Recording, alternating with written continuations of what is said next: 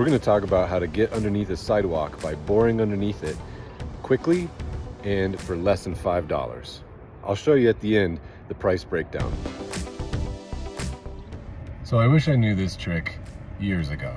I've been doing construction and landscaping for 24 years, and I only learned this trick for boring under a sidewalk 4 or 5 years ago, and it has saved me a ton of frustration, and it's really fast. So I used to use a drill bit to get under sidewalks to install pipe, but you always get debris and dirt in the pipe when you go to install it after you've drilled underneath the sidewalk. It's great for wiring, but for installing pipe, it's a little frustrating.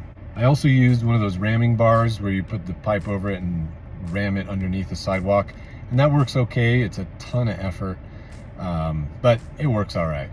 I've used pressure washers inside of larger pipes to get underneath. And I've dug underneath the sidewalk the whole way with a shovel.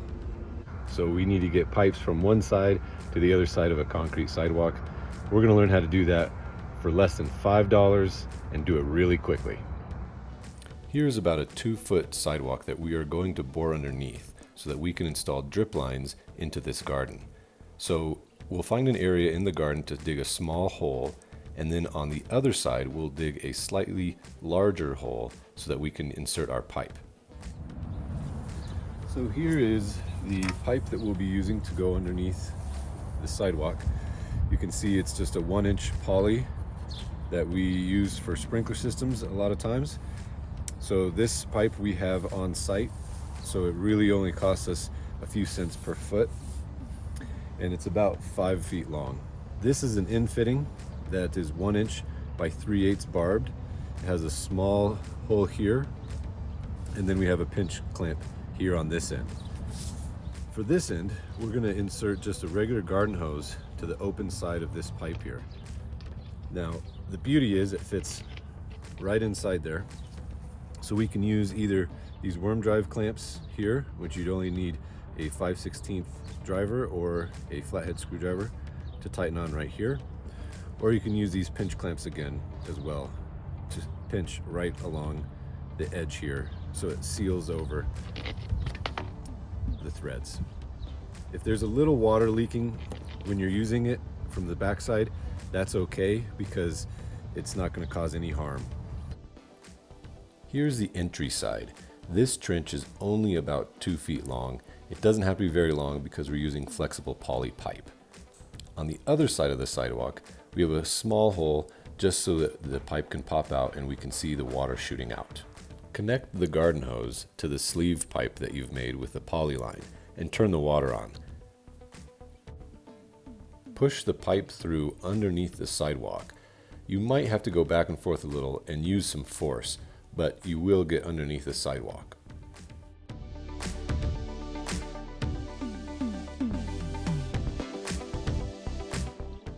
Be ready to look for the water coming out on the other side of the sidewalk. You can tell when you're through when you see the water bursting through. One thing to be aware of is because of using water underneath a sidewalk, you might not want to do this late in the season when there's a chance for freezing, as this can damage the sidewalk. So this is a good thing to do in the summertime. If you want to install a new pipe, instead of using the sleeve, just cut a length of pipe that is longer than your sidewalk is wide. Clean off the end of the pipe that you used to push through underneath the sidewalk. Then with the new pipe, you can insert it over the end of the pipe. With a little force, you can push it backwards underneath the sidewalk. Continue to push the new pipe under the sidewalk until you see it pop out on the other side. If you're not going to use the pipe right away, I would recommend putting some duct tape over the ends of the pipe so as to prevent debris and other things getting inside the pipe.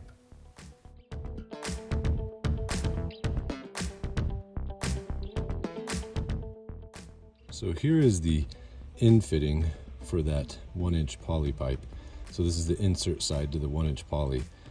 This is a 3/8 swing connection or funny pipe connection, But this we're going to leave open so the water is focused and can shoot underneath the sidewalk. We're going to use these pinch clamps here, these Otakar style pinch clamps with this end fitting. And here is the 1-inch poly pipe that we used for the sleeve.